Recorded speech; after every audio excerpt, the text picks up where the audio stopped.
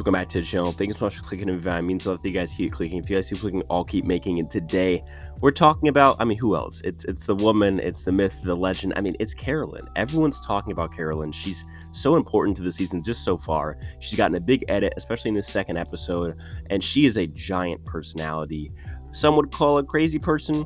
I would call good casting. She's definitely controversial. There's some people, including my podcast hostmates, who do not like her, but I really don't mind her. I see her as good casting, and as someone who's been begging for good casting for so long now, I really can't complain now that it's here. Of course, there's annoying parts to her. Her edits are maybe a bit too big, but I think overall she's a big positive. So in this video, I'm going to go over her game so far, her as a casting choice, and also what I think she'll do in the future of the game, where she will place at the end of the day. Okay, so number one off the bat, just some background information. She's obviously overcome addiction.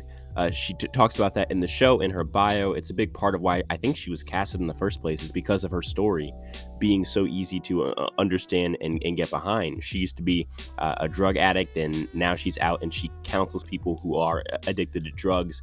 Really, really cool story. I like how they didn't shove it in our face too much on the show, and they more kind of let it come naturally. On her tribe, it's very simple, really. It's her and Jam Jam, the two quote-unquote crazy people, and then Carson was in the middle, and then it was Helen and Sarah, who thought that Carson was on their side. But Carolyn didn't always have Jam Jam, or at least it wasn't evident to us until the second episode. In the first episode, we actually saw that her closest bond was actually with Bruce, the guy who got medevac in the first episode after playing the game for 12 hours. Pretty tough luck for her. And so now, after he's medevac, she's left with no allies on a tribe of 5 people with a dominant majority alliance of 3.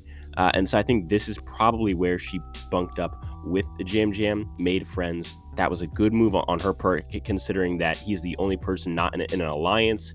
And then she does a great job of kind of leaving herself open for Carson to stray towards. I don't think it was smart for Carson to flip towards her side. I think her and Jam Jam are a lot to handle, but I think from Carson's perspective, he sees Jam Jam and Carolyn as worse players than Helen and Sarah. He thinks that they will never flip on him. Hopefully they do for the sake of their games, but I think he is right there, where I think Carolyn and Jam Jam are a lot less likely, especially Carolyn, to flip on him, as I feel like they're more emotional players than Helen and Sarah, who seem to be kind of game bots. And we haven't even talked about her pivotal idol find on her beach. Whether she wins or not, whether she's a merge boot or a finale boot, she is a giant character and she needs a big edit. But I think with her finding this idol, it just made it even easier to give her a huge edit this episode. She basically stumbles upon the key after everyone else gets scared away, after she runs into a snake, so she's the only person looking, and she finds the key. She actually finds it in secret. I'd be curious to see what happens if she found it with the group. Would she have told them or not? I'm happy that she didn't get put in that situation, because we all know she doesn't make great decisions under pressure here. So she finds the idol, and now she has to go get it without them seeing. Now, I don't think she thought it through at all, because she gets it, pulls it out, and goes back to camp and lays down with it in her pocket or bag or bra or whatever. And then she realizes, wait a second, they're going to go back and see that nothing's in there. So then she goes back and tries to put it back, but then she hears them coming, so she rushes, and now it's left half open. She has the advantage, and I believe she left the fake idol in there. If not, then she's just extra dumb for not even trying to fake them out there. But nobody else really knows this, because when they get back and they try and do some detective work to figure out who actually found the idol, because the bag is clearly half open, they all blame each other. Carson blames Helen blames Jam Jam, Sarah blames Carson. It's a whirlwind of blame. Nobody else really gets it, and at this point, Carolyn is basically away scot-free. She hasn't told Jam Jam or anyone else about it. I think she should tell Jam Jam if they're going to be good allies. It's a good way to build trust. I do think that she couldn't really use it very well on her own, as she doesn't have great decision skills, so I think telling Jam Jam can help her. I don't think she should tell Carson, even though he's flipped over to her side. I don't think it's very smart for him to know, because, again, he is a snake. He's a great player. But I think she has herself in a great spot on this tribe, where she's with Carson and she's with Jam Jam. And even if Carson flips back, because of the fact that it's a 4-person tribe, at best it's 2-2. I think Sarah not having a vote there was very helpful because it enticed Carson to flip over and not make it a 2-2 vote last tribal. But right now, I think Carolyn's in a great spot. Her edit is a giant. Some people think she's going to win. Some think she's just a big fan favorite. Others think that she's a pre-merge boot. But what we all do know for sure is that she is getting a lot of screen time. Now, as far as whether or not she's annoying, I think that's up to the person watching. I personally find her to teeter on that line, but because of the fact that she just seems like such a real person, she's not playing like that act. She is that person in real life, compared to people like Debbie and Coach, who to me could get annoying after a while because it's so obvious that they're just acting for the camera. Like, she is like that in real life. She's just that crazy mom who has a big personality and screams and yells, and that's just like how she is. But she's also a genuinely nice person.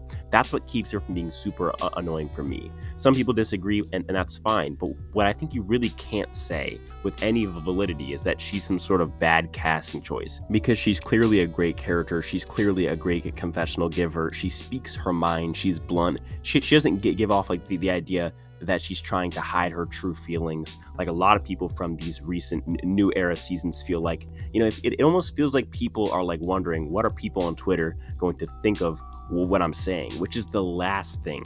You don't want people thinking before that they speak when they're on reality television. That's the opposite of what you want reality stars to do. You want people to be blunt and true, and I think that is what Carolyn is. That's what makes her such a great character and a casting choice. Obviously she does talk too much, and maybe to an extent she's a bit loud, but I think she speaks her mind, and that's so important, especially in this new era that's starving for real people who aren't social media influencers trying to get TikTok followers. Shans and Dreas and all these just NPC type people who are game bots. We can all agree that those types of casting choices of fake people is not what we want.